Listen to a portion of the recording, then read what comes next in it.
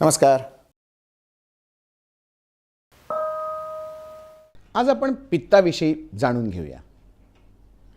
ह्या पित्ताच्या अवस्था असतात ह्या वयानुसार अवलंबून असतात.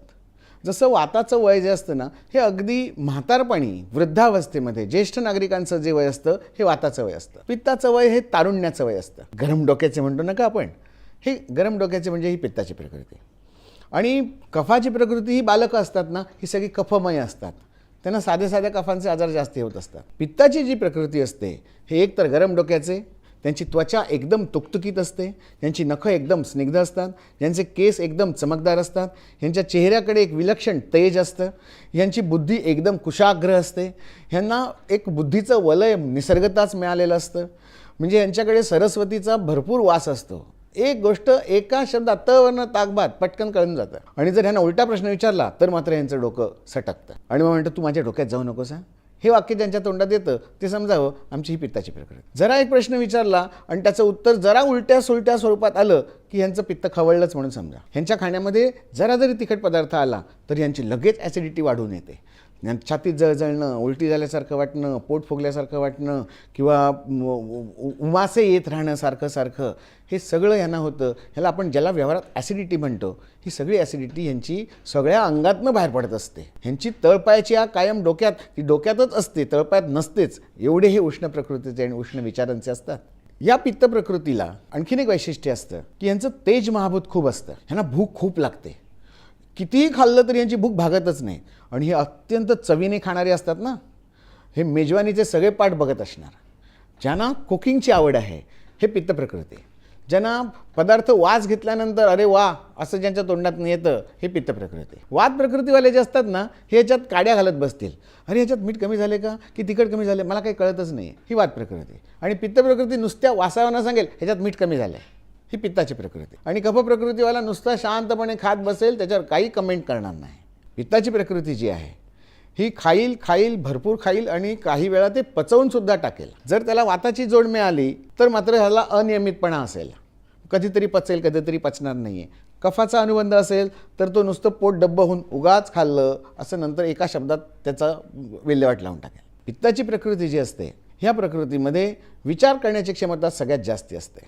तो विचार करतो आणि मग बोलतो. कफाची प्रकृती नुसता विचारच करत राहते आणि वाताची प्रकृती विचार न करता बोलते. हे थोडे थोडे फरक आहेत. आता याच्यातले अनुबंध लक्षात घेतले तर पित्त प्रकृतीची असते मंडळी, ह्या मंडळींना काम करायचं, कमी श्रमात जास्त काम करण्याची सवय असते.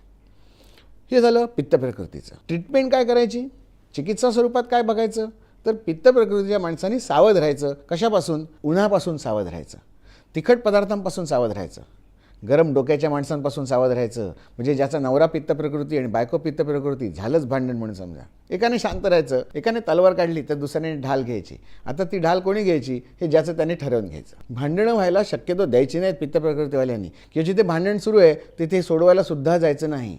सोडवू शकतात मंडळी, पण जर ह्याला वाताची जोड मिळाली तर तो भांडणात आणखीन तेल ओतल्यासारखं करेल. तेलावरनं आठवलं, जसं वातासाठी तेल तसं पित्तासाठी तूप सांगितलेलं आहे. आणि तूप म्हणजे गाईचं, आणि गाय कुठची? देशी. देशी म्हणजे कशी? जिच्या पाठीवर असं वशिंड आहे, ही गाय देशी. भारतीय बनावटीच्या देशी गाईचं तूप हे अमृताप्रमाणे काम करतं पित्तासाठी.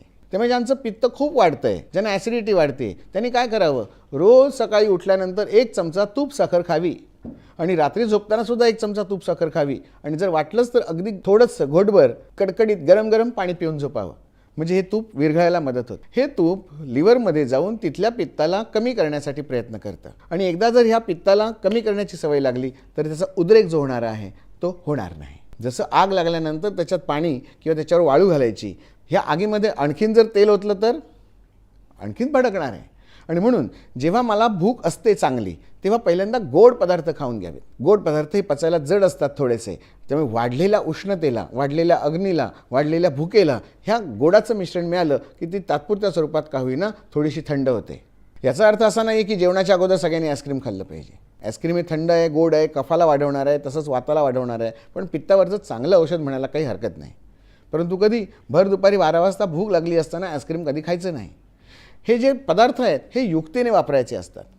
हे पदार्थ जेवढे घरगुती पद्धतीने तयार करता येतील तेवढ्या घरगुती पद्धतीने खायचे. पित्ताला जर जिंकायचं असेल तर जावयाप्रमाणे जिंकावं असं ग्रंथात वर्णन आहे. वाताला जर जिंकायचं तर मित्रवत जिंकावं आणि कफाला जिंकायचं असेल तर शत्रूप्रमाणे ताडण करावं, ठोकून गळावं, पण कफाला जवळ यायला द्यायचं नाही. कारण कफ हा जास्ती डेंजरस आहे. कसा आपण पुढच्या भागात बघू. मला माहिती आहे की तुमच्या मनात काहीतरी प्रश्न निर्माण झालेले असणार. हे प्रश्न काय आहेत खाली कमेंट्स बॉक्समध्ये लिहा. आपण या प्रत्येक प्रश्नाला उत्तर देण्याचा प्रयत्न करतो. प्रत्येक प्रश्न वैयक्तिकरित्या जरी आम्ही अटेंड केला नाही तरी त्याचा आम्ही एक व्हिडिओ पुन्हा बनवू आणि तुमच्या प्रश्नांची उत्तरं देण्याचा निश्चित प्रयत्न करू. धन्यवाद.